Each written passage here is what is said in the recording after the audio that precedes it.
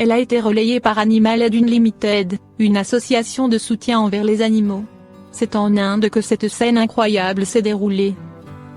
En effet, après avoir reçu un appel concernant un chien âgé dont l'œil avait été transpercé par un piquant de porc épic, les sauveteurs sont intervenus en urgence. Fort heureusement, par chance, le piquant bien qu'impressionnant s'était planté à côté du globe oculaire du chien, ce qui lui a épargné douleur et risques supplémentaires. Néanmoins, le puissant et long piquant était bien enfoncé dans sa paupière. Le vieux chien avait donc tout de même besoin de soins en urgence. Après l'avoir anesthésiée pour pouvoir la soigner sans qu'elle souffre, les sauveteurs lui ont doucement extrait le piquant de l'œil. Ils ont ensuite désinfecté sa plaie avant de lui faire un pansement. Une douloureuse épreuve pour le chien, relayée très vite à un mauvais souvenir puisque l'animal a rapidement retrouvé sa joie de vivre et son appétit. Comment corriger le comportement d'un chiot destructeur? Pieds de meubles rongés, chaussures mordillées, canapés éventrés sont le cauchemar de tout propriétaire de chien. Si, peu après son adoption, votre chiot commet des destructions dans la maison, n'attendez pas pour agir. Phéromones, jouets à mâcher, longues promenades. Il existe de nombreuses solutions pour remédier au comportement d'un chiot destructeur. Les destructions d'un chiot ne sont jamais agréables, elles sont coûteuses et il n'est pas plaisant de retrouver sa maison saccagée après une dure journée de travail. Elles peuvent aussi se révéler dangereuses pour votre chiot qui peut se blesser ou ingérer des objets, voire des médicaments. Corriger un comportement destructeur chez le chiot, c'est avant tout le comprendre. Pourquoi mon chiot détruit-il? Tout d'abord, il est normal pour un chiot de mordiller un peu tout ce qu'il trouve. Comme l'enfant qui met tout à la bouche, le chiot explore son environnement avec sa gueule. Pour répondre aux besoins de mordillement du chiot, il faut lui fournir des jouets ou un os à mâcher à sa taille. Cependant, si cette exploration prend de l'ampleur et s'accompagne de destruction, on peut incriminer deux grandes causes: le chiot s'ennuie. Et pour tromper son ennui, il mordit et détruit ce qui lui tombe sous la dent. Le chiot est anxieux. Et pour calmer son anxiété, il mordit et détruit plus fréquemment les affaires personnelles de son humain. Faire la différence entre ennui et anxiété n'est pas toujours facile. Un chiot anxieux aura tendance à être pot de colle quand vous êtes là et à détruire en votre absence. Les destructions du chiot stressé s'accompagnent souvent de vocalises, pleurs, aboiements. Le stress peut aussi se manifester par des diarrhées ou des urines dispersées dans la maison, mais il n'est pas toujours évident de différencier ces pipis de stress d'une malpropreté normale chez un jeune chiot.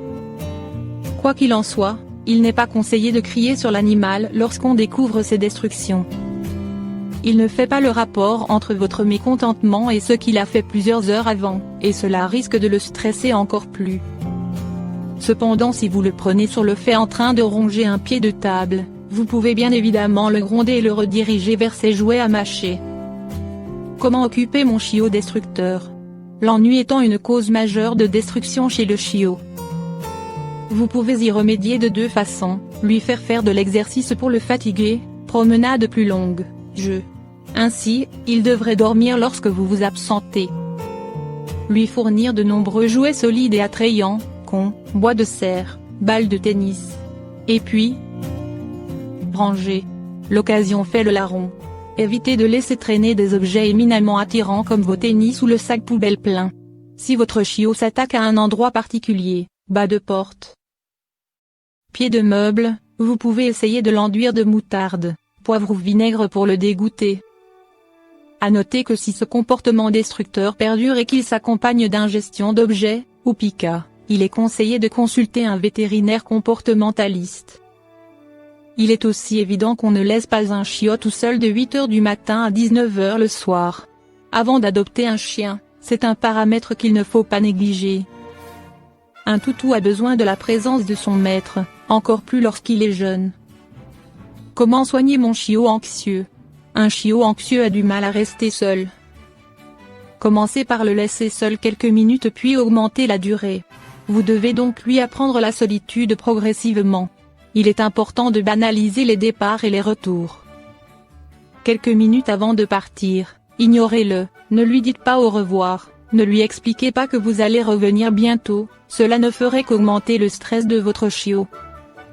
De même au retour, ne répondez pas à ses démonstrations de joie, attendez qu'il soit calme pour le caresser.